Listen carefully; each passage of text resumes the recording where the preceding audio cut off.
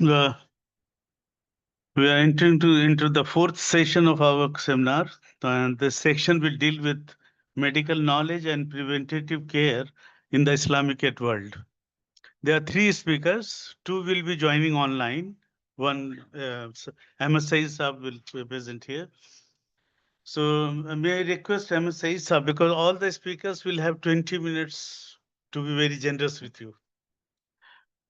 20 minutes, and the rest will follow. Discussions will follow afterwards. So Ahmad Sayeed Saab. His topic is Ibn Sina's perception of healthcare, preventative, guidelines in Kitāb Daf al-Maḍarr al-Kulliyah and al-Abdān al-Insāniyah. Right. Thank you, sir. I'm Dr. Ahmad Sayeed from Central Council for Research in Unani Medicine. First of all, I have thanks to the organizers who provided the opportunity at this occasion. With the permission of the chair, Professor Rashid Alam Sahab, can I proceed? Yes. Okay. Next slide, please. Come closer to the mic. Come closer to the mic. Next slide, please. The pointer. Okay. Speak up.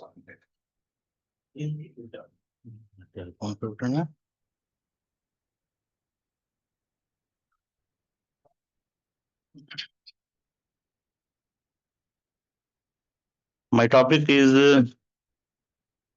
in this paper, I will explore the conceptual development of the preventive cares and textual production of the preventive cares in early Greek and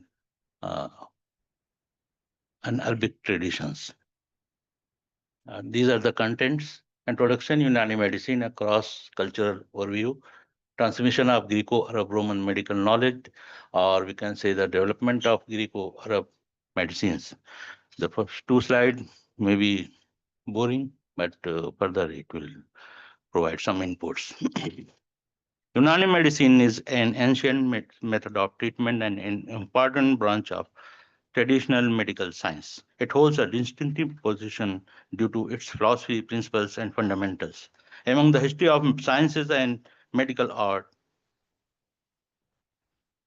the Unani medicine is honored for being a reflection of the great civilization of the world. The evolutionary journey of medicine spans several phases. Its origins trace back to the cradle of civilization in Egypt. Its features and contours were defined in Greece. The Greek enriched it with theories and principles, distinguishing it from superstition and adding academic and scientific stability. The Arabs provided a scientific framework and brought it to its peak. The Persian refined it. Unani medicine spread across various countries and reached India alongside Central Asian traders and conquerors. The land of India proved so fertile that the science took root here and made it its permanent home. Unani medicine has enriched its knowledge treasure by borrowing from great civilization of the world and their linguistic heritage. Significant contributions have been made to the technical, epistemological, and terminological assets of Greek, Roman, Syriac, Arabic, Persian, and Urdu languages. In India, Arabic and Persian were the dominant scholarly languages. Education and learning were conducted in these languages. The medical education was also imparted in them, with its scholarly texts being written in these languages.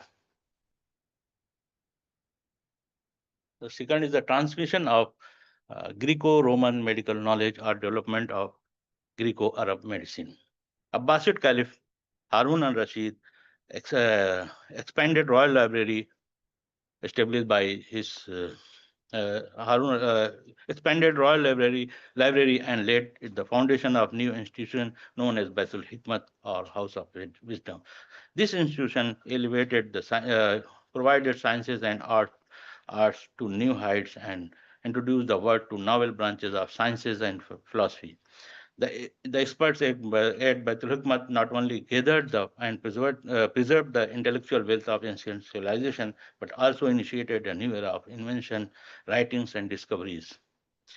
In the revival of ancient civilization scholarly heritage, particularly in translating the scientific and intellectual medical corpus of Greek, Roman, and Syriac languages, and is and in the recompilation of medical knowledge, the name of Hunayn bin Ishaq stands out as the most prominent and identical to Galen, which is also Galen, the great commentator and interpreter of Hippocratic writings. Hunayn ibn Ishaq was considered the most knowledgeable authority on the scientific legacy of Hippocratic and Galen in his era. His linguistic proficiency and technical skill granted him access to the Abbasid court, and he became associated with the translation department of Baitul Hikmah.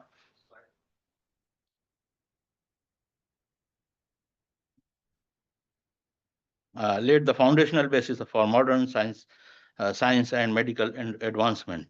In addition to translating medical texts, Hunayn also authored original works. He wrote commentaries on to explain scientific and medical discourses and composed texts to meet instructional needs. Hunayn translated over 100 treatises and books of only Galens alone. Among his renowned translation of work of Hippocrates and Galen are Galen commentaries on epidemics, nature of man, Tabiatul Insan, Amrad on acuities, Kitabul Amradul Hadda, Kitabul Akhlaq, etc. Hunayn also wrote several original works, the most celebrated being Kitabul Masail fi Tib lil-Muta'allimin and Kitabul Ashfi Maqalatil Ain on the first ophthalmological treatise.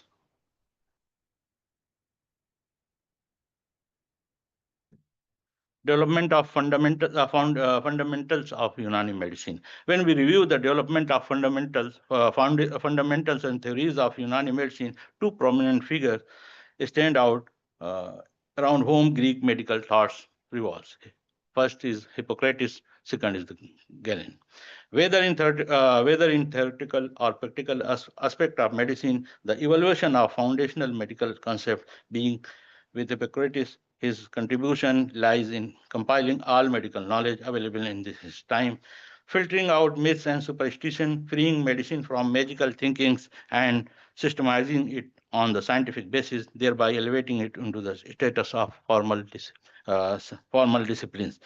Hippocrates authored books on health and diseases. The number of books attributed to him range from 72 to 30, but 12 are widely recognized by the historians. These include Kitabul Ajinna or on fetus, Tabiatul Insan, Kitabul Ahwiya wal Miyah wal Buldan on air, water, and places, Taqdimatul Marfa or prognostics, Kitabul Amradul Hadda, Kitabul Amradul Wafida, epidemia or on epidemics, Kitabul Awja Nisa or on gynecology.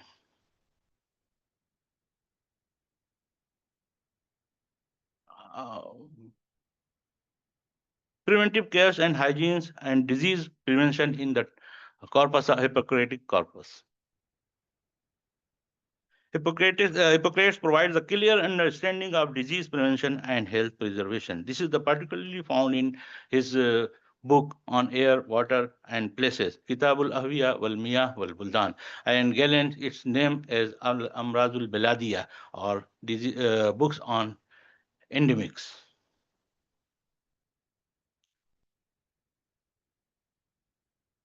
These books are widely accepted work attributed to Hippocrates and primarily intended for, this book was primarily written for the physician purpose. It contains advice and guidance based on a physician's perspective. When a physician travels to another city, another country, what things guidelines he should observe and manage for the treatment of the patients or preservation of the health. In this book, in the first chapters, Hippocrates discuss characteristics of winds, air, atmospheric air, north airs, winds that originate from north side, winds, south winds, seasonal changes in air and their impacts, disease arising from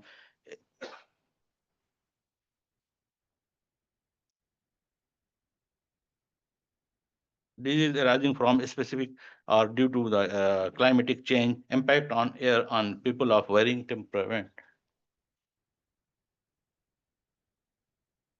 As he explains, type of the water, their qualities and health effects. Stagnant water and its harms. In summer, such water, as he says, in summer, such water becomes warm, heavy, and foul smelling due to the stagnation and exposure of sunlight, making it harmful and flame producing. In winter, it becomes cloudy, as Galen says here, Hippocrates says in this book. This book also discusses spring water, rainwater, and snow water. Seasonal changes and associated disease, especially epidemics. This is the manuscripts of the book Air and Water and Places, Kitāb al-Hawiyya wal-Miyah wal-Buldan. This manuscript was translated by Hunayn ibn Ishaq.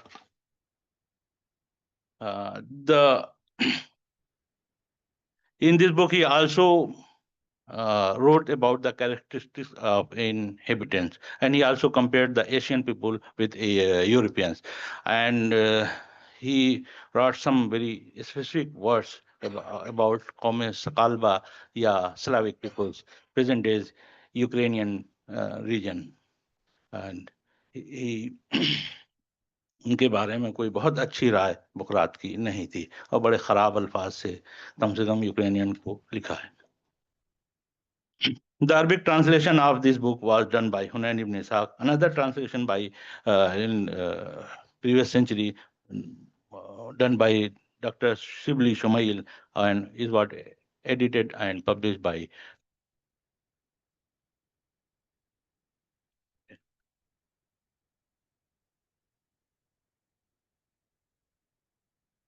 This is the Arabic manuscript. This is the Arabic translation by Dr. Shibli Shumail, published in 1885 from Makba al-Muqtatif, Egypt. This is the English translation by Francis Adams. The another books we find the description about the preventive cares in Hippocratic corpus was the Kitāb al-Fusul or aphorism. This book comprises 7 chapters summarizing all major topics elaborated in Hippocrates and other work. This is this book was first published from Calcutta in 1832. This is the published. Another Garrett Boss edited the commentaries on Kitāb al-Fusul and published in 5 volumes with bilingual English and Arabic translation.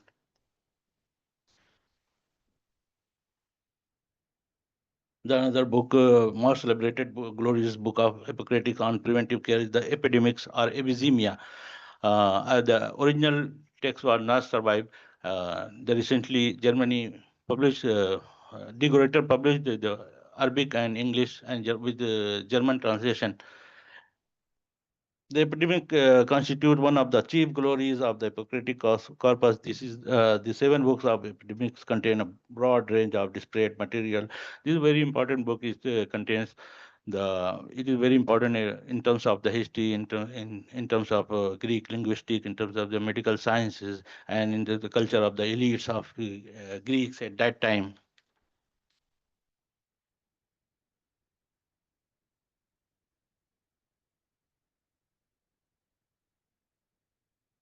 You can see epidemia great the attention got the attention of the from early times, and these are the commentator before the Galen, Becchius, Erosion, Sabinus, Quintus, Heraclides, Sabinus, Petrus, or Lincus of Macedonia. Sisidius also commented the contribution of Galen's commentary on he commented on the Hippocratic corpus, Hippocratic aphorism, commentary on Kitāb al-Hawiyya wal-Miyah wal-Buldan. He also suggested that its name and corrected its name. It is not on air, water, or places, but he suggests that its name should be on endemics or al-Amraz al-Biladiyah. Commentary on epidemics. These are the Arabic version translated by Hunayn ibn Ishaq of the Aram Razul Baladiya. Another important book which was in terms related to the preventive cares is the Tadbirul Asiha. This book of one of the 16 books of Galen of Alexandrian summaries, are named Jawameul Iskandaraniyin, and this book was taught at the final stage or final class, the seventh stage, which was known. In this book, Galen describes human body composition, health principles, and second and third chapters on exercise and physical exercise, massage, bathing, on fatigue or fibromyalgia. Basically, it was the fibromyalgia. It is the important chapter for interesting for physician that he terms a tadbirul naqihin, types of the water and treatment for people with poor health.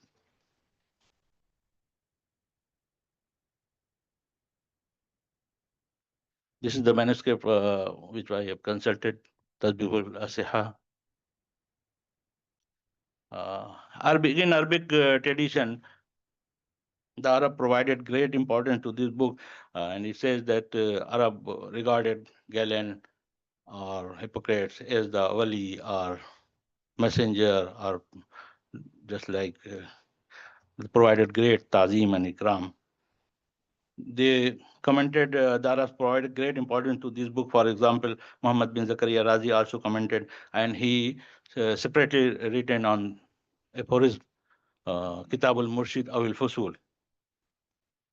And Ibn Abi Sadiq Nīsābūrī, Sanjari, Ibn Baja, Musa ibn Mamun, Ibn al-Kuf al-Masihi, or Manfaqi, all of them has commented in this book. Now, the University of Manchester, UK, is currently editing and published many of these commentaries.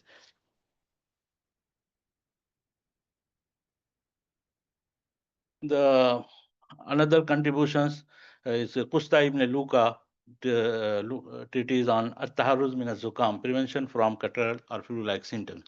From here, we can see that the Arab scholars, he is the Christians and priests, enjoyed a great resemble to the present the Pope, and says Bitrikul Batarika,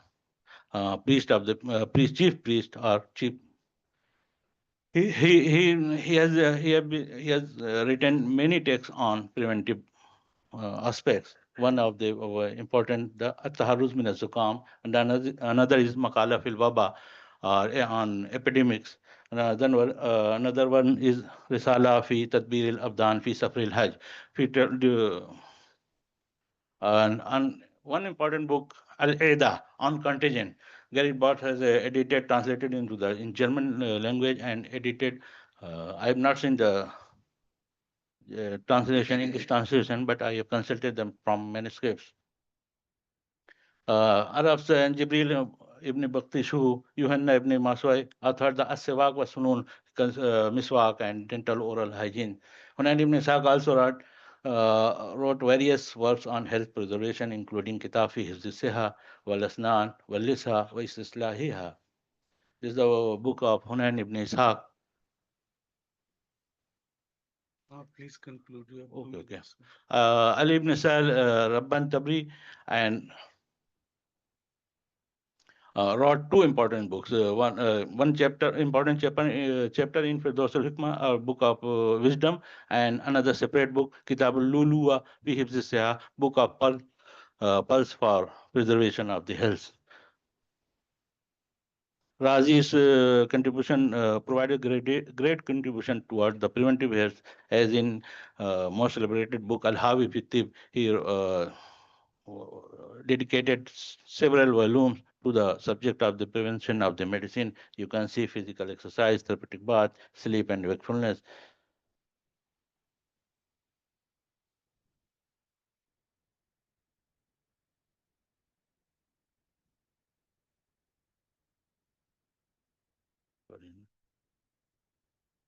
You can see the books and chapters.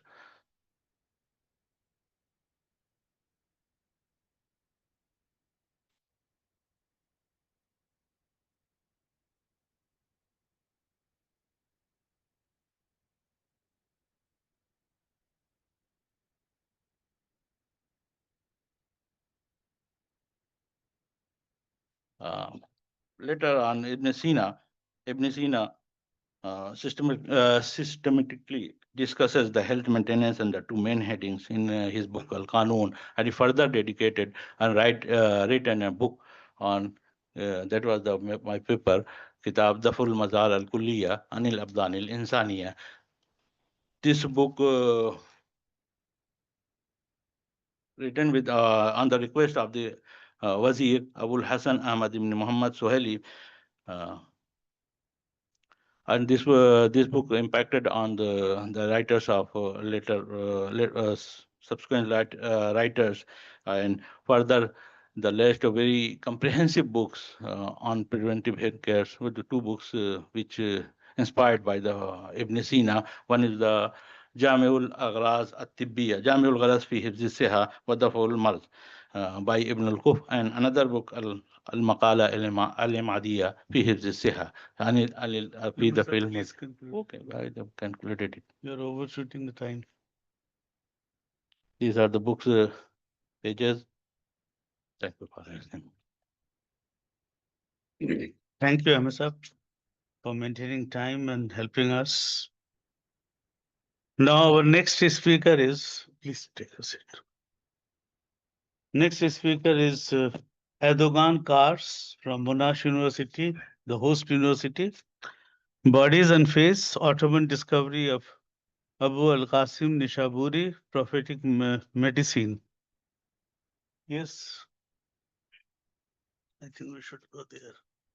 Thank you very much for the introduction, dear Professor Alam. I just would like to let you know that the third panelist, Shireen Hamza, has not joined us yet. So we will see. I will still keep my presentation within 20 minutes, but I guess if she doesn't show up, maybe we might have a longer time for questions and answers. Can everybody see my slide? Yes? Yes, I do. Perfect. Thank you very much. So I am very thankful to the organizers, presenters, and all participants. I have learned a lot in the conference. I want to move our focus a little bit today in my presentation a little westward, so towards Iran and Ottoman Anatolia and the Balkans. But first, I want to start with the Australian post-colonial Basmala, that is to say, I acknowledge the Bunurong peoples of the Kulin nation as the ongoing and original owners and custodians of the land where I live, and I stand in solidarity with indigenous peoples around the world for reconciliation. Okay, I want to focus my talk today on a significant dimension of preventative medicine in the Islamic world. It was, I guess, addressed in some of the previous panels as well, that is the prophetic teachings. From early on, the prophetic practices and sayings ascribed to Prophet Muhammad have been of major ethical import for Muslims. These practices and statements were crystallized in the form of reports that are known today. Many of you might know this phrase, the hadith. Authoritative hadith collections emerging in the 800s had a couple hundred traditions that reported prophetic ethics of sickness and healing. And beyond them, also in 800s, we witnessed the emergence of a separate body of literature that specifically collected the prophetic traditions that were about sickness and healing. And these works came to be known as books of prophetic medicine or the prophet's medicine, which will be my focus today. The total number of those traditions that are ascribed to Prophet Muhammad and feature in prophetic medicine books are more than 1,200. So definitely more than 1,000. And the authenticity of the majority of them is questionable. Some of these traditions circulate even today. They inform the continuing trans-regional Muslim interest in prophetic medicine. And at the same time, they respond to the demand in the competitive local and global markets for complementary and alternative medicine as well at the same time. Despite its major and continuous transregional influence, the prophetic medicine, especially its first 500 years, has been an understudied field. And there are many reasons for it. One of them is, I guess, the kind of dismissive attitude towards this kind of supposedly unscholarly literatures. But when it comes to the early history of prophetic medicine, there are two additional reasons that I would like to mention. These reasons revolve around the questions of authorship and authenticity. Many books in the field have the same generic title, that is to say, prophetic medicine or the prophet's medicine, Nabawi or Nabi. This name appears in manuscripts or library catalogs that often creates confusion or difficulty in identifying the authors. And in addition to that, especially early books in this field are composed of pure lists of prophetic traditions, making it difficult to differentiate who compiled them or whether they are different from each other. Books with remarkably similar content are thus sometimes ascribed to different early authors. And finally, some of these early books in the field were recited in public. They were studied orally, creating the possibility of multiple yet different recensions of the same work. So lots of difficulties actually exist in these regards for the early prophetic medicine. One of the most widely circulating books of prophetic medicine has thus not attracted any scholarly attention yet, to the best of my knowledge. And I will start with a reflection on issues of authorship and authenticity related to this book. I hope that it can also serve as an introduction to this field in general.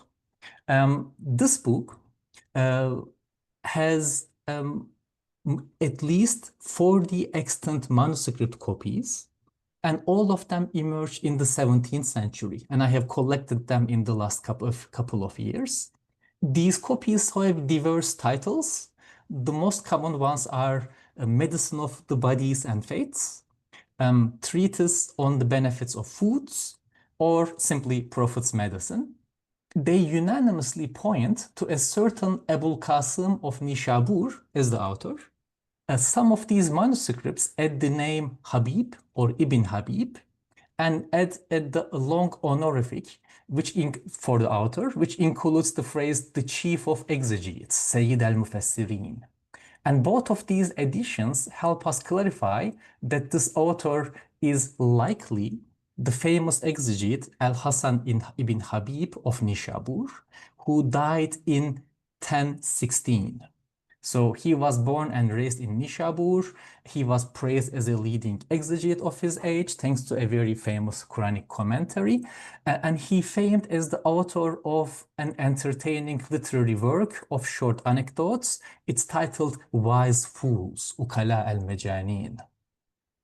Sources provide relatively scarce information on Ibn Habib, and they do not actually mention any of his writings related to prophetic medicine. And in fact, to the best of my knowledge, the work remained virtually unnoticed by biographers and historians until the Ottoman scholar Katib Çelebi, who ascribes the work to Ibn Habib.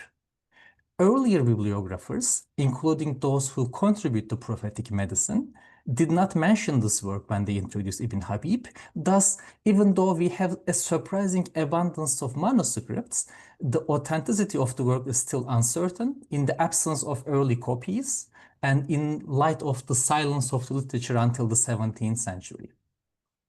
And the authorship issue becomes more complicated when we actually look at another source. The cataloger of the library of the Ottoman Sultan Bayezid II creates the further complication to the issue of authorship. The name of this cataloger is Atufi. So in the year 1503, Atufi completed his catalog of some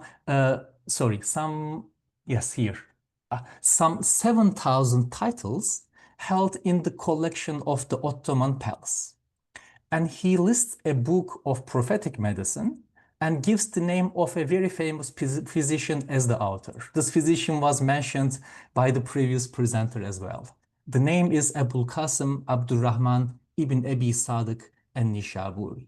Now, this person is known as a direct student of Ibn Sina, and he was celebrated as the second Hippocrates, and he authored influential commentaries on the medical works of not only Hippocrates, but also Galen, Hunayn ibn Ishaq, as mentioned once again in the previous talk, and Abu Bakr al-Razi.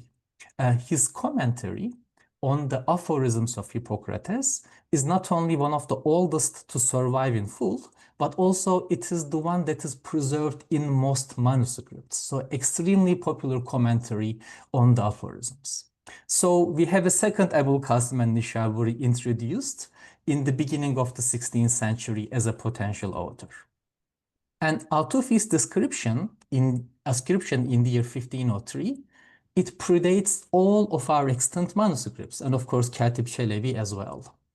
On the other hand, biographers of the physician Ibn Abi Sadiq do not mention any work related to prophetic medicine or hadith sciences in general.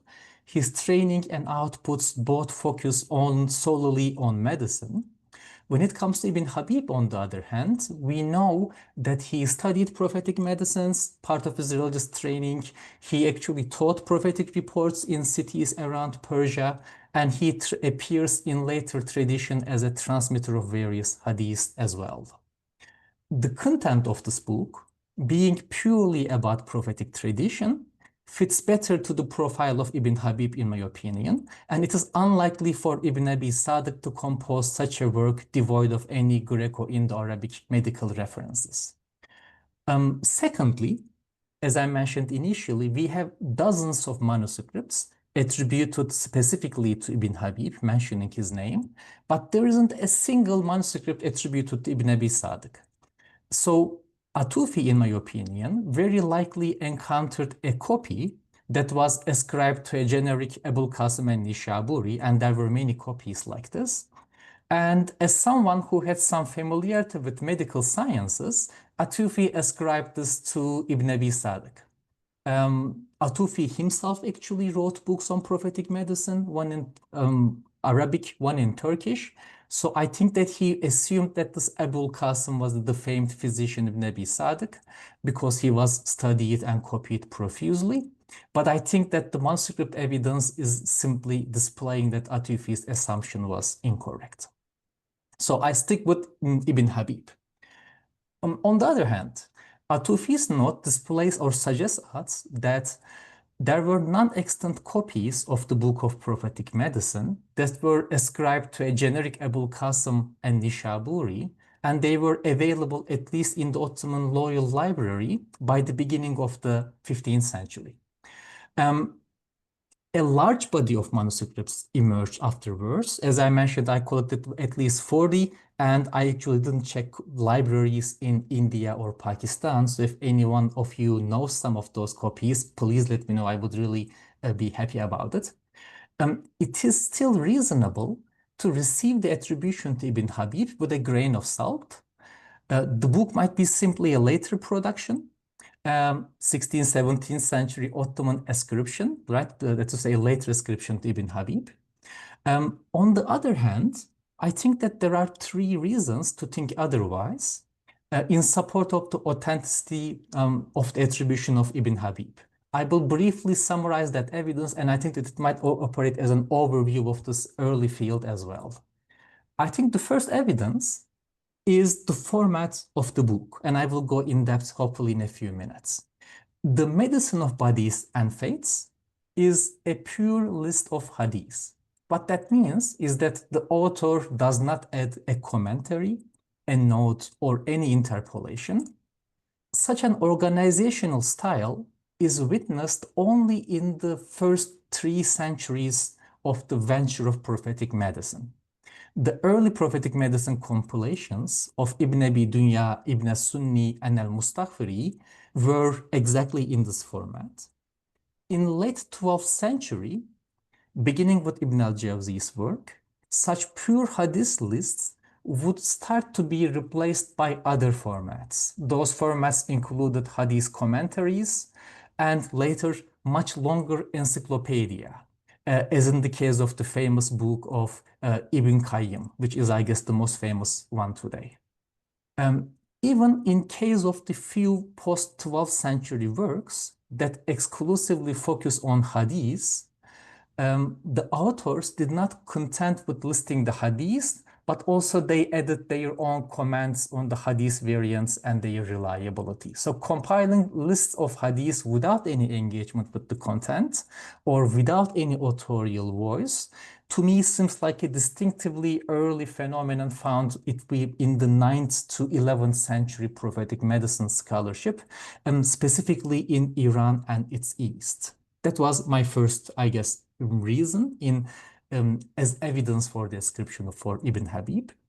Secondly, the hadith list in the medicine of bodies and faiths is devoid of any chains of transmitters. That is to say, the author doesn't give us a chain about from whom he or she heard the hadith, from whom they heard, so on and so forth. We read in the opening of the book that the author dropped these chains based on his own method of authentication, tahqiq, leaving only the last person in the chain reporting from the Prophet. And this is precisely the same format with the two early prophetic medicine books, the one of Abdul Malik ibn Habib and Ibn as-Sunni. Manuscripts of both of these works, whether reflecting the choice of the author or the scribe, omitted the chains of transmitters, with the exception of the last person, that is to say the companion narrating the hadith from the Prophet. The contemporary of Ibn Habib, al-Mustafiri, even removed this last person as well. That Mustafiri's work has only the prophetic sayings, just not only that and nothing else. Those chains began to be important especially with Abu Nu'aym al-Isfahani's very, very impactful and influential and huge, massive prophetic medicine. So after him, those chains began to be more and more important. And I think this is why this text actually reflects an earlier style as well. To add a third and final point on the silence of the biographers in the absence of manuscripts as well, we need to keep in mind that early books of prophetic medicine encountered significant geographical limitations. To give you some examples, the work of Ibn as-Sunni, for example, at least until the end of 12th century, was in circulation only in Persia. And the same can be said about the work of al-Mustaghfiri, as well as al-Sulaymani, and other books, for example, the Shiite collections called Tibb al-A'imma, they were also dominantly local to Persia and Central Asia. That is to say, it is possible that this book of Ibn Habib remained similarly local, like his other ones, until it was just discovered in the Ottoman times centuries later. So I guess in many ways, even though the authenticity issue is a bit questionable, I find evidence that actually we are looking at a text that is produced at the end of the 10th century and kind of rediscovered in the Ottoman times, making huge impact on Ottoman scholarship. But let me just quickly move to the content of the book. The book is a collection of 96 traditions gathered under 17 sections, which means that each section has at most a handful of hadiths. The title itself, The Medicine of Bodies and Faiths, relies on a famous statement by the early great scholar of law, al-Shafi'i. The statement says that science is of two kinds, that of bodies and that of faiths. Nīsābūrī's book misattributes it to the Prophet. So rather than Shafi'i, the Prophet is supposed to have said that. This misattribution is historically significant because in the 13th century, it would reappear once again, and it would play the role of a slogan for the popularization of medicine in a time when we see the rise of medical madrasas. And medicine became popularized among different strata of the society, including religious scholars. An example comes from the famous decree of the Mamluk ruler Qalawun, when establishing the famous medical madrasa at the heart of Cairo. You are looking at a picture of it. Qalawun added the following statement to his decree. He says that before me, until me, all of the kind of sultans and rulers, they were focusing on the science of faiths. They were supporting religious scholars, and they neglected the science of the bodies. And now, as Qalawun, as your kind of ruler, I am relying on the supposedly prophetic tradition, building a medical madrasa and appointing someone full-time appointed to teach medical sciences in this new format. Practicing physicians of the 13th century also referred to this purported hadith, suggesting that traditions like this played a significant role in popularizing medicine and motivating the rulers and the nobles of this period to fund and establish endowed schools that were teaching medicine. A second feature of the medicine of the bodies and faiths is that it is part of a scholarly culture that prioritizes prophylactics over therapeutics as the first medicine, and it depicts religious teachings as a form of prophylactics. The idea of the human body is a harmony and you need to protect that harmony. So once the disease is the absence of that harmony. So following the prophetic advice is assumed to be good not only for the souls or the faiths, but also for the bodies, and diversion from it might lead to illnesses of both kinds. And based on this assumption, the book does not actually provide any scientific justification for the advice, but only lists them. Here I'm just quoting you some of those 96 reports. One of them is, I guess, interesting because it says the following: nobody should travel without some flour in their bag. So this is the only directly travel-related report, by the way. So I started this project by focusing on travel. I have been surprised to find very little reports in prophetic medicine books when it comes to travel, and this is in fact quite telling. And the report says that everything that grows on earth contains disease and healing. Rice, on the other hand, is only a healer without a disease. One should eat meat. If you don't eat meat for 40 days, it will create melancholy and blacken your eyes, and the character will deteriorate. Salt is the chief of condiments. Satan doesn't approach a house that has vinegar. Apple is the best among foods. Going to my favorite, maybe. If the donkey that carries eggplants knew about what it carries, it would boast about it among all donkeys. So the striking content of some of those traditions leads me to my third point, that is, prophetic medicine of bodies and faiths has plenty of traditions that are clearly inauthentic. And some of them are even mythical. Yeah. I'm afraid you are left with 5 more minutes. Yes, I am just finishing in maybe one, hopefully maximum 2. So, for example, some of the traditions in the book mention that the daffodils have, when the prophet smelled the daffodil lowered her head with coyness, and because this is of this event, they will stay bowing their head until the time of resurrection. And another example is about the colors of different roses.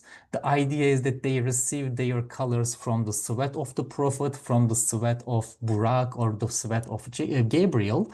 The key point here is that Hadith critics and even the compilers themselves knew that these traditions were inauthentic, but still they circulated them because they were playing a significant pedagogical and moral function, which had priority over authenticity.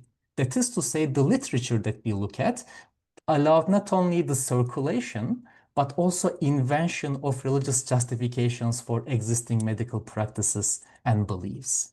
To sum up, the text was copied profusely. The copies show us that there were grand muftis, chief jurists, so on and so forth, who directly copied or read or engaged with the book. It was translated into Turkish twice in 1859 and 1883. Long story short, we are not talking about a book that we got out of interest, but rather interest was actually intensified as we come into the modern times.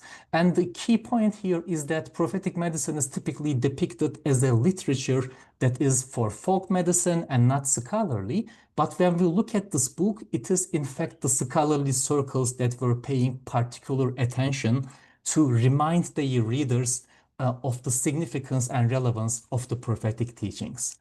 Thank you so much for listening. Thanks.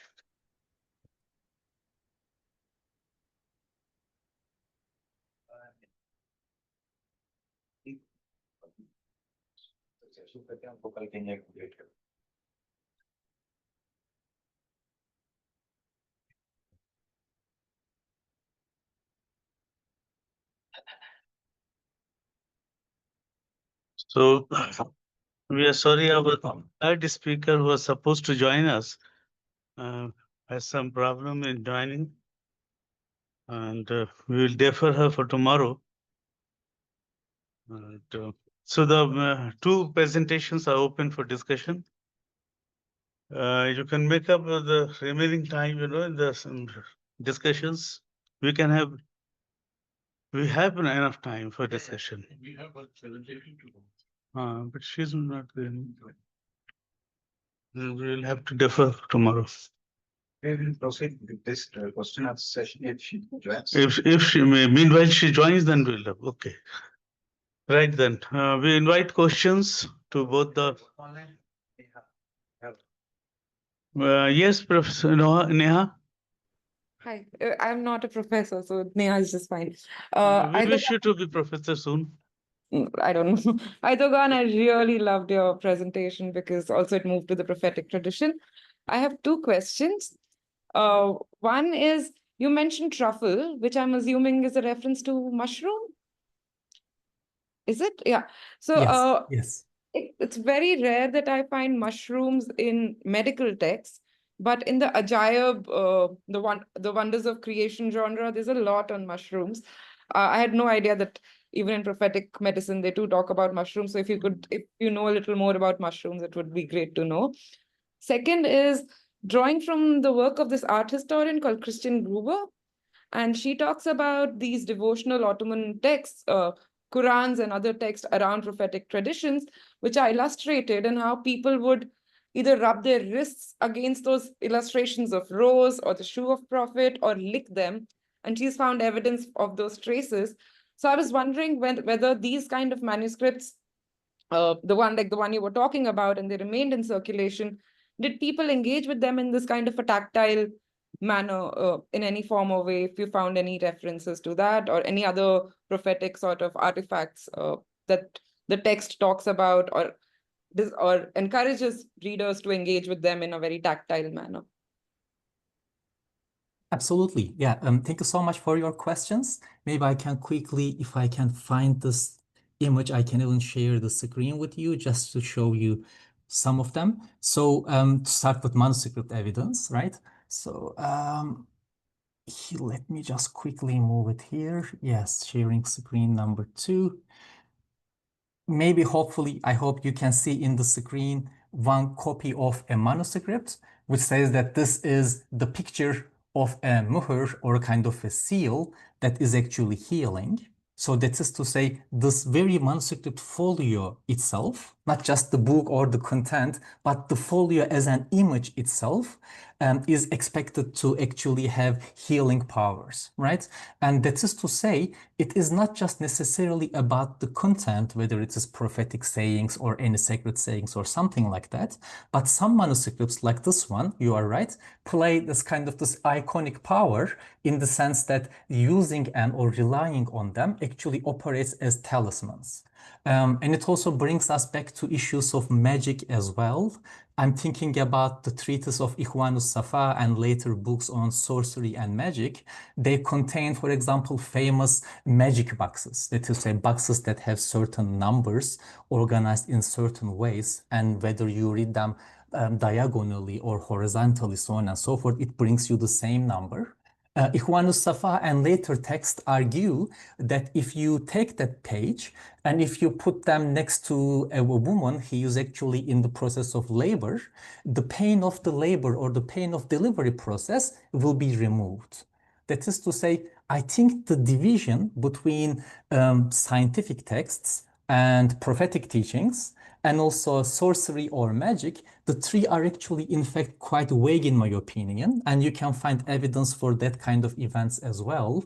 When it comes to, also, I think I should remind you maybe one important article. Travis Zadeh has published an article titled "An Ingestible Scripture, Chronic Erasure and Limits of Popular Religion," where he makes the point that the idea of writing the Quranic scripts, dissolving it into water, and then drinking that water was not a supposedly popular or so-called folk religious practice. It was actually found in scholarly teachings as well. So long story short, ingesting the scripture or writing things and then ingesting them or drinking their water, writing things with honey and then drinking it, so on and so forth, are actually, I think, part of the prophetic medicine books, as well as the scholarly tradition as well. When it comes to the book that I'm working on, however, al-Qāsim's book, interestingly, it doesn't have any of that. And I think that I might be wrong, but I find those references to these kinds of ingestive practices, so on and so forth, especially after 1200s, when you see not only hadith collections, but also additional writings coming into prophetic medicine. Those writings have references to magic and sorcery, so on and so forth. The book that I have has only purely prophetic traditions, even though some of them are, as I mentioned, might be forged. They don't contain any reference. So they might be coming maybe later to the prophetic medicine literature. Does it help? Did I answer your questions? Yeah, thank you so much. Am I audible? My submission regarding your statement that Mustaqfiri, Abul Abbas Jafar ibn Muhammad al-Mustaqfiri, he wrote the Tibbun Nabi, and recently it was published from Saudi Arabia. You stated that he omitted the chain of the hadith, but I have this book in my mobile. I am seeing that he not omitted, but he mentioned, as he says, Akbarni Abdul Hamid ibn al-Mutasim qala haddathni Abu Ya'la qala haddathni Hasan ibn Akar ila akhiri. So as he is not omitted the chains, now it is published and widely available in 700 pages, and as prophetic medicine in India. Hakim Akbar Arzani translated the book Al-Manhaju Sabi wal-Manharur Ravi Fit bin Nabi for Aurangzeb, summarized and translated it. And this in another book, Al-Manhalur Ravi Ibn Tolun, published from Daratul Marif al-Usmaniyah from Hyderabad 50 years back. And the contemporary book, this book is not too much differs from al-Mustaqfiri's book, and the most authentic book on Tibb Nabi is the Tibb Nabi from Imam Az-Zahabi, Azadul Ma'adil Ibn al-Qayyim al-Jawziyya, of the fourth volume dedicated to Tibb Nabi. And as you mentioned that Talasim or Tilism or Khawatim or magic remedies. So in the book Al-Rahma fi Tib, Imam As-Suyuti, he mentioned this book was not attributed to, not confirmed that it is the writing of the Jalaluddin As-Suyuti, but many talasim mentioned there. And in medicine books, Tazkara Ulul Albab, Li Dawood Antaki, a 16th century physician from Egypt, he also mentioned Tlasim's and Egyptian tradition and pharaonic tradition in his book. Thank you, sir. Perfect. Thank you very much for your comments. Yeah, so when it comes to Mustaghfiri's book, yeah, you are right. There's lots of literature about it. Actually, I think the first translation actually goes back to 1963. So there was this English writing scholar, Al-Good, yes. He actually wrote a book with a long book actually, with 3 prophetic medicine books.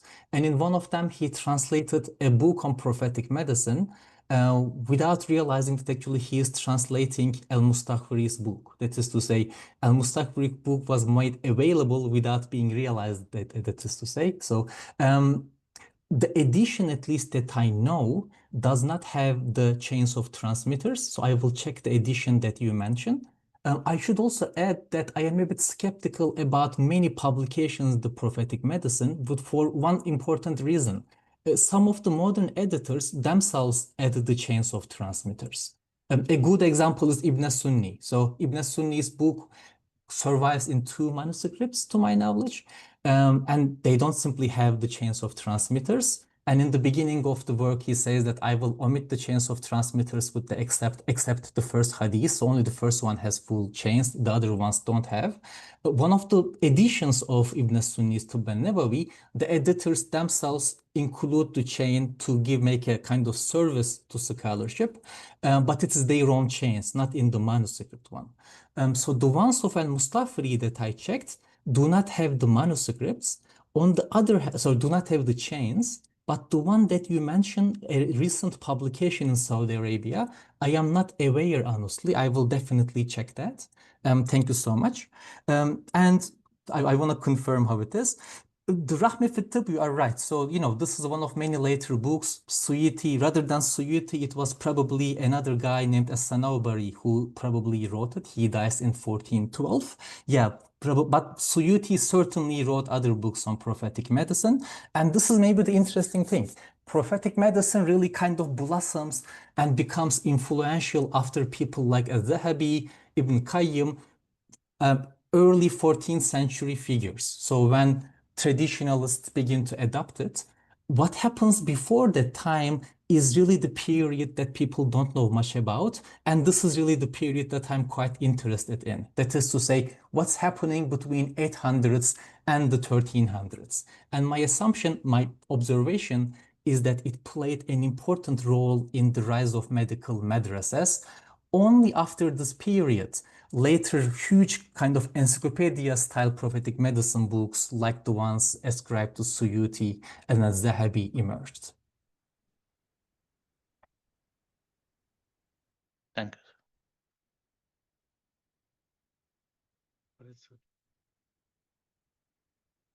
you. Ashar sir, I'm not Ashar taking sir. the cue, am I? Go ahead, sir. I just stop paying attention. Dr. Aydogan, you have cited that Shafi quoted, science is of 2 kinds. Okay. Yes, His original right. quote is, al-ilmul ilban, ilmul adyan wa ilmul Abdān. abdan. Yes. So here the perfect word, science is not perfect word. Either wisdom of 2 kinds or knowledge of 2 kinds. Because the faith doesn't come under the science. Okay. And the first he narrated about the ilmul adyan, not the ilmul abdan. Can't hear you because you're not speaking. Okay. Are you able to listen to me now? I am listening to you. I have only one point to make. I see Yes. the next speaker, Shireen Hamza, now joining us. Okay. I would be happy to talk about the order of the, Shafi'i's statements. No, but because I guess okay. we might want to give time for Shireen. No.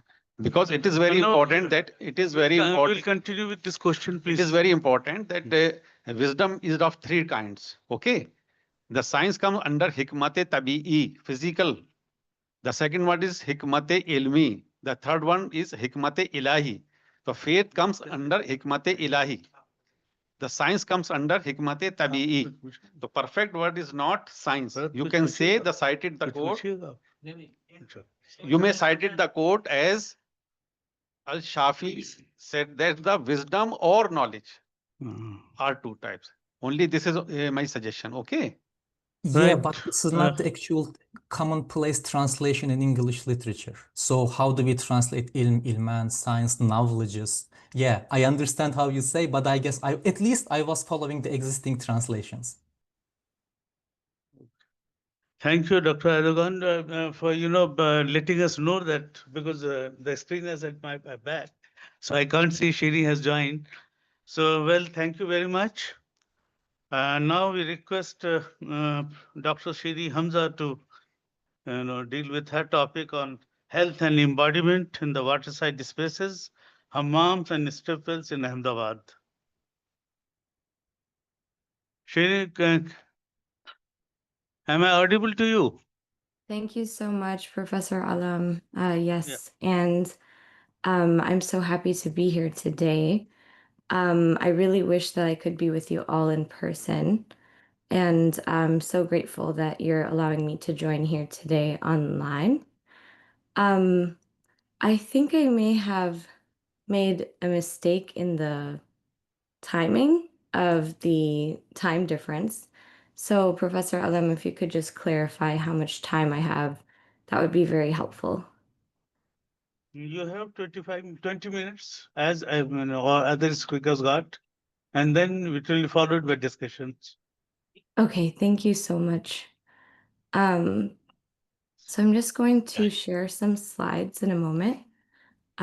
Just want to make sure that I have the ability to do that.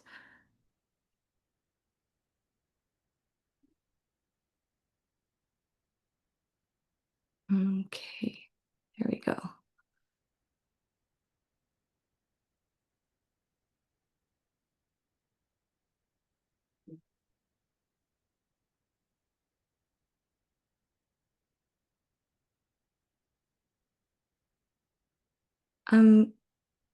Is it possible to confirm for me that the slides are visible?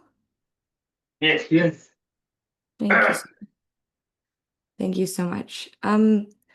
So as I mentioned, it's such an honor to be here today. And I will be speaking very briefly on a new project.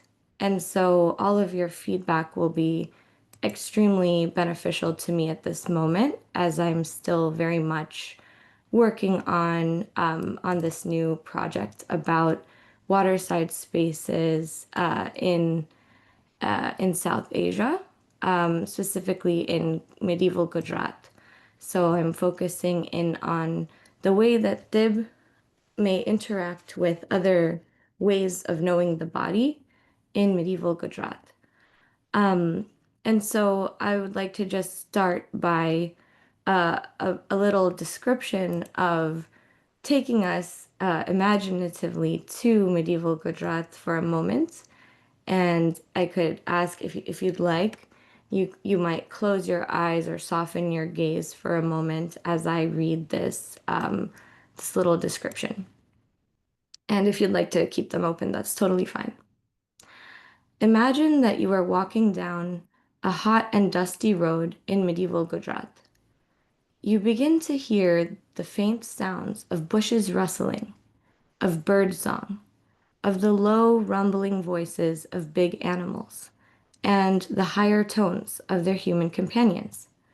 You leave the road and find yourself entering a small garden with long stone columns extending across its center. People are washing clothing in troughs along either side of the columns, and they are watering and tending to animals. This structure you see is a stepwell, known as a bauli or a wow, and it extends down deep into the earth. You approach the structure eagerly. After the heat and exhaustion of your walk, you find relief in the shade of trees, in greenery, and in moisture. As you descend the steps of the well, the air around you cools dramatically. You reach the first pavilion, noting a little ledge carved into the rock on either side of you, with an inscription carved in Arabic on one side and in Sanskrit on the other. As you descend further towards the water and reach the second pavilion, the coolness has become palpable, the air slightly clammy with moisture. The little rock shelves now feature a lamp and a circular flower carved into their centers. Real flowers and colorful powders cover the shelves. They are shrines. Finally, nearly 3 stories down, you reach the clean, clear water of the stepwell. You notice a quiet, the reduction of sounds from the surface above, and an amplification of those inside. The sound of a vessel descending into the water, the soft tread of feet on stone, the voices of birds and perhaps bats. The water is still high, since the monsoons have just finished a month earlier. Pillars extend across the still water, marking the places where steps descend even further, up until the cylindrical shaft of the well at its end. In drier seasons, you have descended even further into this structure, 6 stories into the earth, where you have stood at the threshold as if to another realm, a tirtha. You fill up your clay vessel and drink and drink. The water goes down your parched throat like nectar.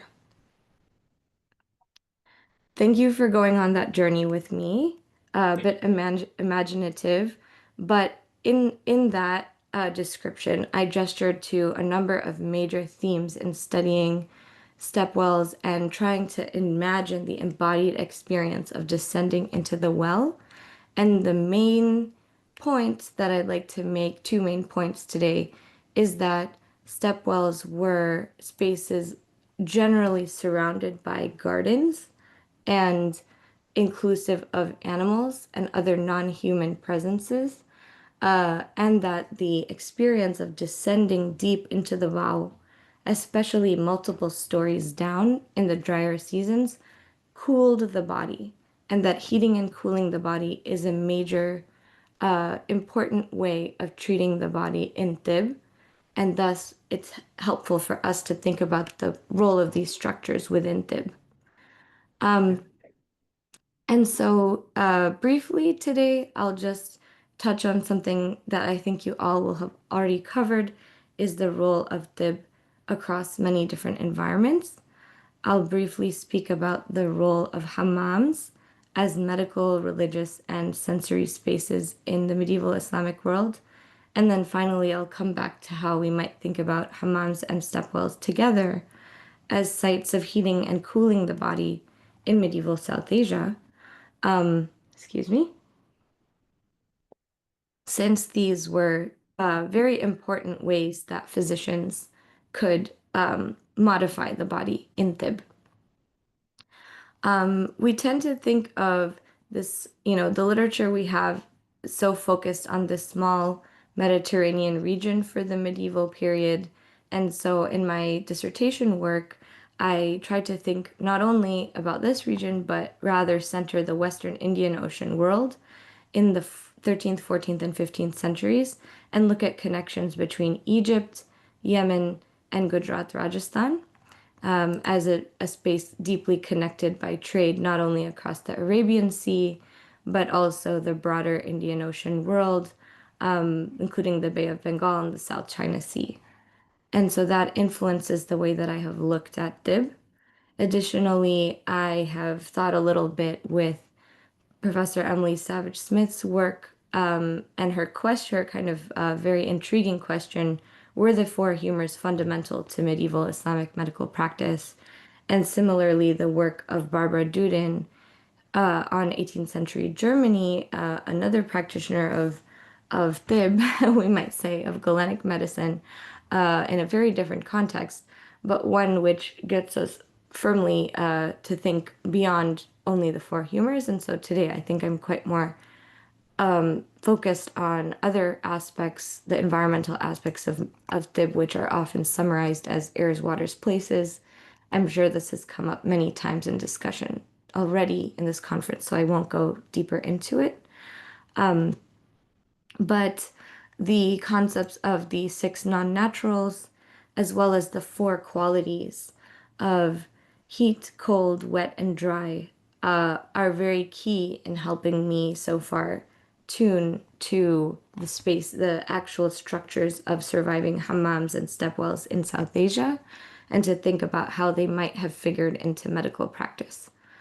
And also into people's individual approach to health, and also the people who built them, their thinking and their intention to support the health of their communities. So a term that we might use for that is group prophylactics. And the research group that I'm part of here with Guy and Farhat and Mukhtar and Aydogan, I've definitely really appreciated that, learning that term there and thinking with the idea of group prophylactics. And so I do feel that the Galenic 6 non-naturals are very relevant to that. And I will come back, I think air and environment as well as rest and motion are very much relevant to the hammam. So and the stepwell. So I'll come back to that briefly towards the end. Because heating and cooling the body was built into Tib from its very origins. It's present in all of the major texts, classical texts of Tib, as a means of controlling not only what we might think of in the modern world as temperature, but also the very constitution of the body. And that's something that I think many of the participants here who are themselves are practitioners of Tib could say much more about more deeply. And so I want to just briefly take us into 2 paintings from the medieval and early modern periods about the hammam. These 2 are from the 16th century. And in this one, you can kind of get a sense of, because today, so many of the hammams that survive in South Asia, almost none of them are functioning. And you have to go further afield to find a functioning hammam, maybe to Turkey, or maybe to Morocco, or to some other context where hammams are still very commonly used, to get a sense of what they were like when they were active. But here you can see several activities. You can see workers here drying out towels, helping patrons get dressed. You can see someone drying the towels that are used up on a stick near the ceiling. And you can here see a barber working on the head of a patron. In this painting, this is Harun al-Rashid. This is a painting of a story about Harun al-Rashid visiting the hammam. And so someone here is massaging his head, cutting his hair. And then here you have someone throwing water on him in a bucket, ready to wash away the hair.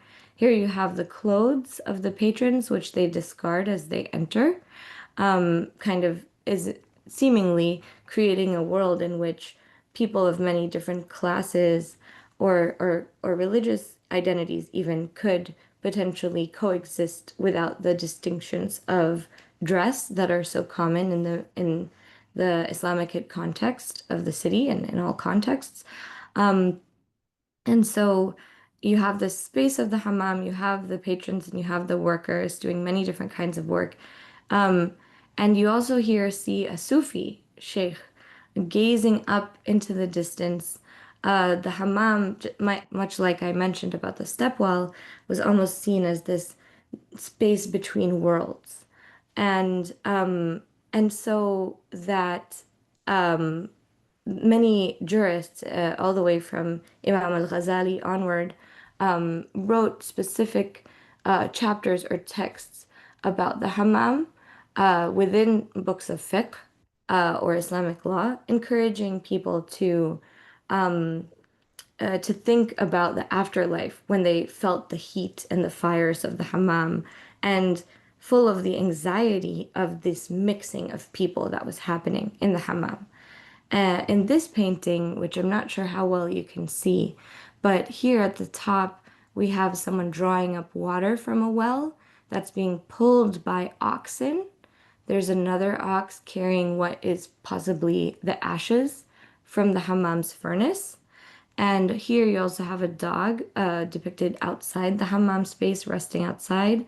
And this in some hammam paintings, we have the horses of elite patrons of the hammam shown outside. And here you also have cow dung patties drying that eventually would be used as fuel to power the furnace. Within, you have several workers massaging the patrons, as well as performing bloodletting or cupping, hijama.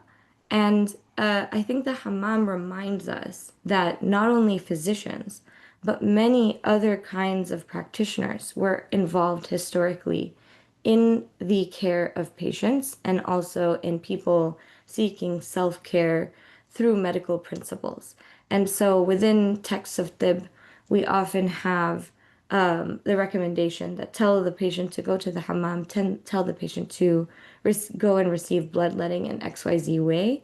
And the labor of the people who run the hammam, who stoke the furnace, and who dry the clothes, and who take care of the patrons, that's just presumed to exist. And so I think that thinking about waterside spaces and structures can help us ground in the communities of people seeking health as well as providing medical care. And the one major source for understanding the medical role of the hammam in medieval Islam, especially in the context further east in the Near East, is Ibn al-Ukhuwa and several other authors of texts of hisba, or public inspection, market inspection. And so this is kind of summed up with the Arabic phrase, al-amru bil-ma'ruf wa nahy anil munkar, or commanding good and forbidding wrong, that eventually turned into kind of a whole institution of people who inspect the market and try to intervene on behalf of customers or patrons. For the hammam, Ibn al-Ukhuwa just cites Ibn Sina directly from al-Qanun fi Tib, from the Canon of Medicine, on what the role of the hammam is. And these are the paragraphs about medicine, kind of explaining the different spaces of the hammam and giving instructions to the people who work there via the market inspector. So these volumes were quite theoretical. It's not clear that everything was enacted, but it's kind of an example of the kinds of sources that I'm looking to beyond just the texts of Tib themselves. And so here you see the one responsible for heating water for the baths assesses the amount of fuel needed according to the temperament of those who wish to use it. Know that the physical effect of the hammam is to warm bodies with its air and moisten them with its water. And so whether or not the people stoking the furnace of the hammam could possibly have adjusted the heat of the hammam to to match the temperament of the people visiting it, this maybe could have been possible if someone rented out the entire hammam. But either way, it points us at the direction that regulating the functioning of the hammam was very important for health, and this was recognized even by people who were not physicians themselves. This is a structure of one hammam in Lahore, because none of the surviving hammams in Gujarat, I was not yet able to photograph them. As I mentioned, I'm in the beginning of the project, but there are many in the Deccan, which are much closer, but this one is very pretty. Just wanted to point out the role of the different rooms of the hammam. Here you see this is a plan of a common plan of a flat arrangement. There are many arrangements of the rooms, but the heating and cooling functions were separated into different rooms. And here you can see the hypocaust, the technology used in many hammams to heat. Structurally, you can see, because some hammams in South Asia actually don't have as robust of hypocausts, that they were primarily used to cool, especially in the Deccan. Some of them were built entirely underground. And so all you see coming up above the surface are the domes, a few of the domes of the rooms. And that was because, as you know, maybe in an environment like Jordan, it would make sense to have the hammam above ground and have both heating and cooling be prioritized. Or maybe a place like Lahore or a place like Syria, where the winters are very cold. But in the Deccan, many of them were built underground. And so it's a way that this was adapted to its environment. An example of a hammam in Jordan in which the work within the hammam was actually depicted in frescoes all the way back in the 8th century. And as I mentioned, there are many, many different structures for surviving hammams, and some of them were quite intricate. And we can also talk, I'm publishing an article about this, happy to talk more about the role of gender within the hammam as well. It's sometimes a bit surprising from what we might think. And so returning back to the Indian Ocean world, hammams is something that connect us across this broad geography of Tib, all the way from the Maghrib to South Asia. But there is another structure that I think when we focus in on South Asia, especially Western India, that comes to mind, which is the wow, or the stepwell, and very important in heating and cooling the body, specifically cooling. This is a structure of many of the stepwells, especially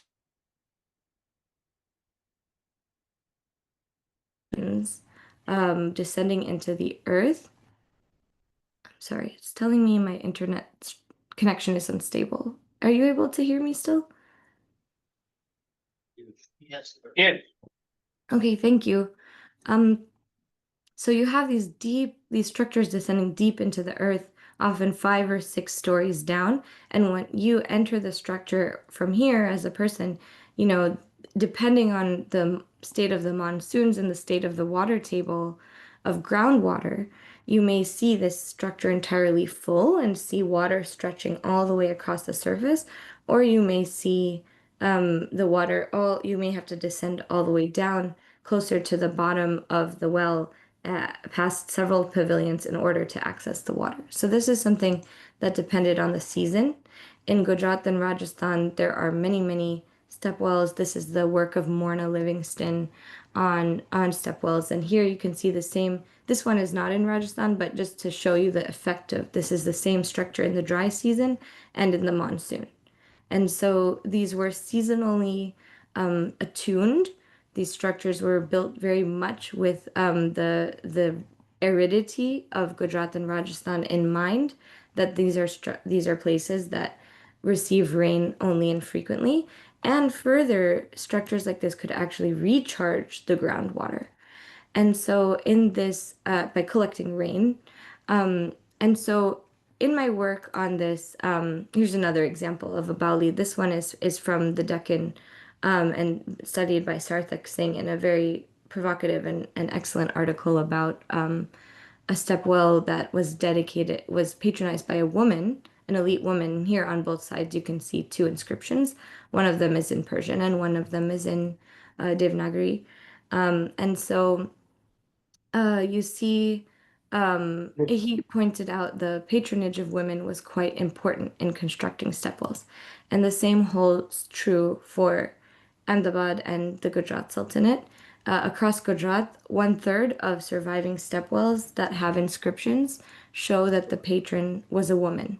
So that's a very interesting part of this history. And so for the article that I'm working on with this research group, I'm focused on Ahmedabad under the Gujarat Sultanate, where multiple stepwells and lakes were built and multiple medical texts were written for the same patrons across the long 15th century, meaning a little bit in the 14th century, the 15th century, and a little bit in the 16th century. This is a Google map image of today's Ahmedabad. It would have looked quite different in the 15th century, but pointing out the relative distance of 3 such structures that were constructed for patrons in the Gujarat Sultanate. We have the Bai Harir Wow, which I'll discuss in a moment, Kankaria Talao, Sarkej Talao, which is now unfortunately dry. It's this little square over here, which is part of the Sarkej Rosa complex, so beautifully described by Jyoti Balachandran in her recent book on Sufism in Gujarat. And so for the medical text here, we have the Tibbe Mahmud Shahi, which is a complete Persian translation of the Ashtanga Hridaya Samhita from the Ayurvedic tradition, dedicated to Sultan Mahmud Begra. who was also one of the patrons of some of these structures. And then even earlier, a little bit earlier, at the end of the 14th century, we have Shihab Nagori's two texts, including the Shifa al-Maraz and the Shifa al-Khani, in which he expands on the concept of the six non-naturals, including several other topics. La Buddhi is how he refers to them. And so I will be reading these texts together with the structures, looking at the structures. I think it might be out of time, so just briefly say that within this text, though it's mostly about more Galenic notions of health, he also does, in this section on the six non-naturals or the essentials of health, he does bring in a verse of the Quran about eating and drinking. And he kulu washrabu wala tusrifu is the verse, eat and drink but do not waste, as well as then a quote from a Sufi teacher. He himself was on the Sufi path, about not eating and drinking too much, the middle path, you might say, and also by Galen. Eating a lot is the enemy of nature. So for him, oh, I'm sorry, is someone speaking in the room? Oh, okay, sorry, I couldn't tell. Just let me know if someone is speaking.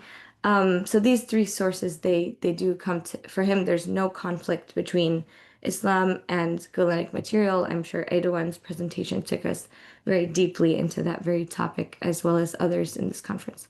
And so looking together at these texts of Tib, as well as Ayurveda, looking together at these structures is how I plan to approach my work on the Stepwells and Hammams of medieval Gujarat, with also with reference to the Deccan and further north, as it was a connected region.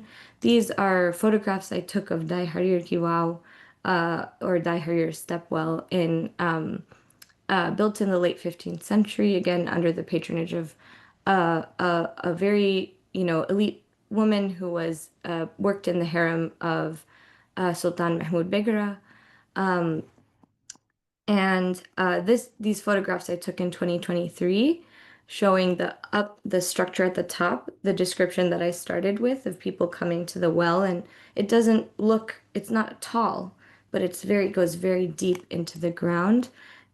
This particular structure, it's rare because it's in the same complex. There is a masjid, as well as the tomb of the patroness, Dai Harir, in the same complex. This is what the structure looks like from the top, the kind of shaft of the well that I mentioned, as well as you can see many aspects of architecture unique to the Gujarat Sultanate here.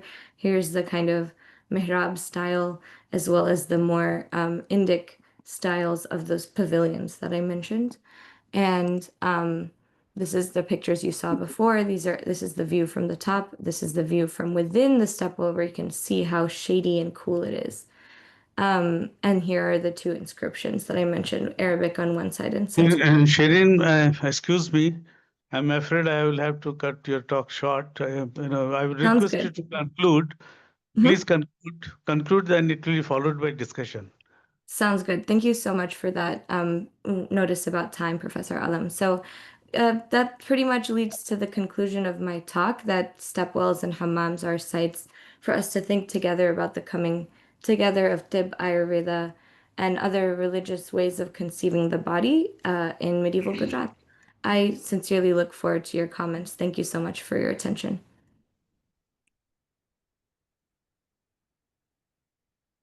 I know this is very unearthly hour in America, to keep yourself awake and talk to us.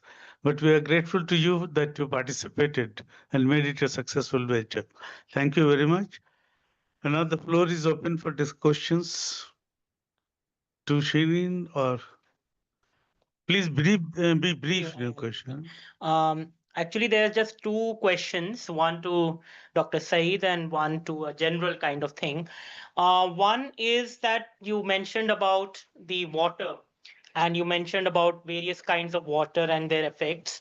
But I was just a little bit this thing that you didn't mention about the waterborne diseases. I mean, if there is a full section devoted to water and the qualities of water, what are the waterborne diseases, if any? My second question again to you, and one there will be a general comment. One, and did you, while you were referring to your texts on Greco-Roman and about the Greek medicine and all, did you by any chance come across a woman by the name Cleopatra?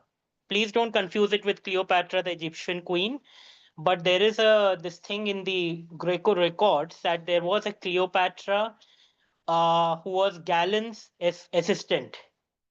Unlike Cleopatra, the physician who wrote cosmetics in the 1st century CE, but you have there is a woman named as Cleopatra who apparently was an assistant to Galen. The general thing is, all three of you, is you all mentioned about the books about this thing, which was very insightful. But I was just wondering about one thing, the smallpox, which actually was. But it's not working. So about smallpox, in the sense that smallpox in this period that you are referring to, or all three of you, was one of the major diseases that was spreading. And actually, it had affected almost all the continents, be it the New World, be it the Old World. So I was just wondering whether there are any references to smallpox before the 13th century, because there are records which show that on the Ramesses V, there are marks of smallpox. So, I mean, that's some of the questions that.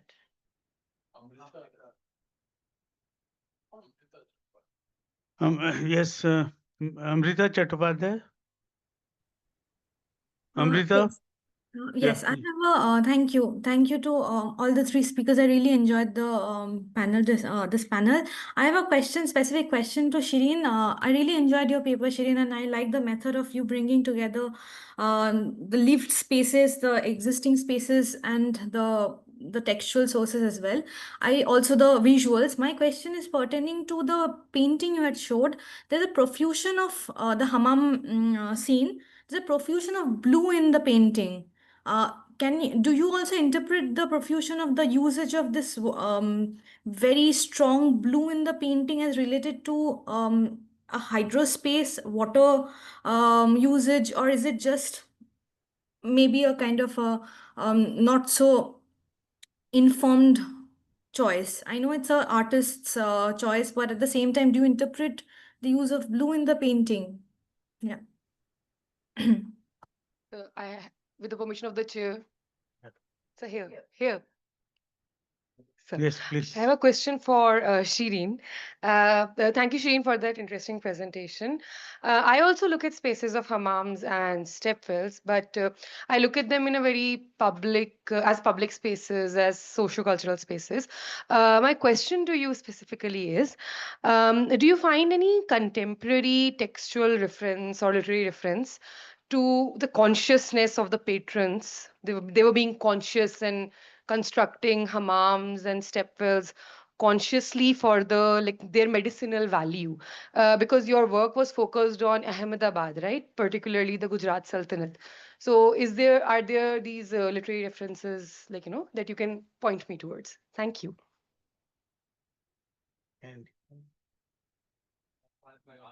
To actually answer the questions, so Let them answer the questions here.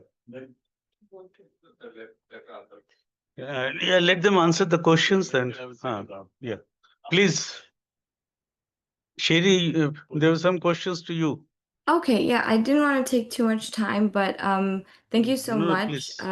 for these questions. Amrita, I've genuinely not thought of that, so I'll need to think more about that. Great comment. And I'm so sorry to the scholar in the room. I don't know your name. The person who asked the question about stepwells. The last question is. Okay, thank you so much. I will follow up with you, but I do find those references in the inscriptions.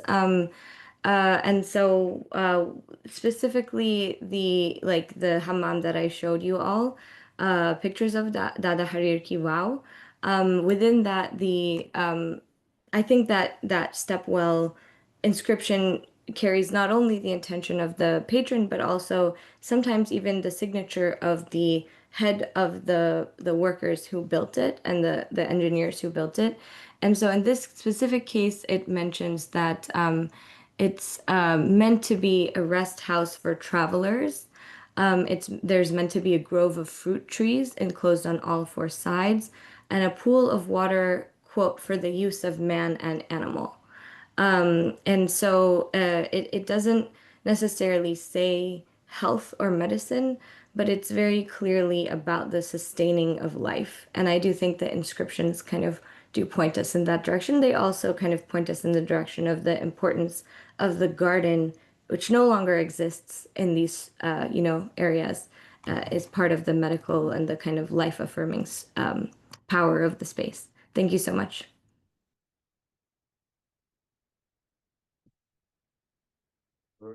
May I answer this question? Well, just a minute. Just a minute. Yes. As your question concerned with about waterborne diseases, I have mentioned 3 treatises on of Hippocrates. First, Kitāb Daf, al-Miyah, al-Abdān, or endemic diseases, or al-Amrādul Biladiyah, any endemic diseases, books on endemic diseases. All three, and another book was epidemia or and epidemics. Epidemics basically books of case studies. So all 3 books deals with the diseases caused by the water, air, or changes, climatic changes. Your another question was what Cleopatra. I am reading the Galenic tradition or Hippocratic tradition through Arabic translation, not recent, but 1,000 or 2,000 years back. So I have not seen in his 16 book, which I have read many times, and I have consulted those books where I've showed you. I have not seen, but in the some historiographers mention that Galen has his vast staff, gynecologist, assistant. It may be, but I have not read in Arabic books. Not found any this name in Arabic books. No mention. Yes, sir. Right. Yeah, Shireen, I have a question for you. My name is Farooq. You are studying the Hammam, in context of health, and then you're also studying these Baulis. So I think there is a drastic difference between the two water bodies, where the Baulis were constructed for the purpose of obtaining water in dry and arid regions, mostly because they were scarce of water. Whereas Hammam on the other side was specifically built for the health promotion or wellness purposes.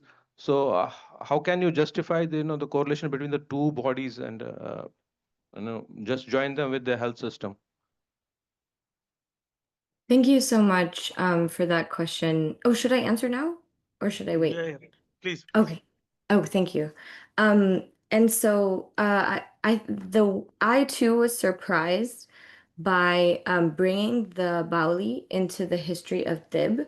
I don't think this has generally been the way that these structures are thought about, but I hope that that can be my contribution to the already quite rich work on the Bauli, on the Wow, because the physical experience of descending into the Wow is so cooling in a region in which it was difficult to find structures in which to experience such a dramatic cooling. And so even today, when the water table has sunk so low and the well doesn't fill up, most of them don't fill up the way that they used to, depending on, where they are, you can still feel that when you descend into the structure.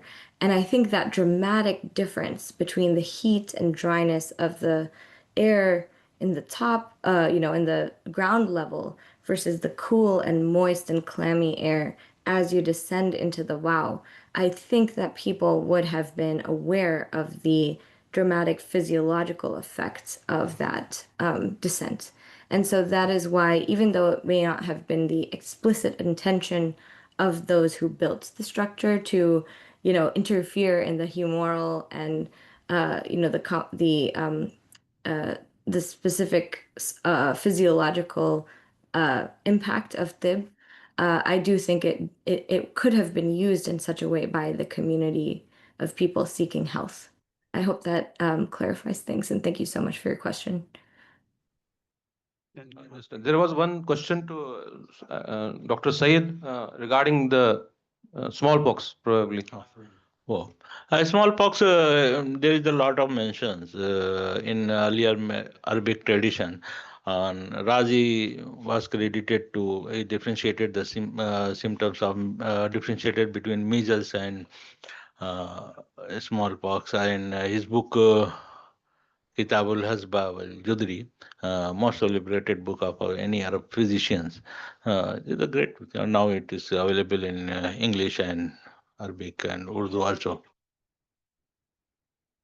Pre this thing, I know about that book that you're referring to, Oh. but pre that, because it's the spread actually happened between the Yeah. settlers. It also I've seen these type of the symptom in epidemics, Hippocratic epidemics, and its commentaries by Hunayn ibn Ishaq.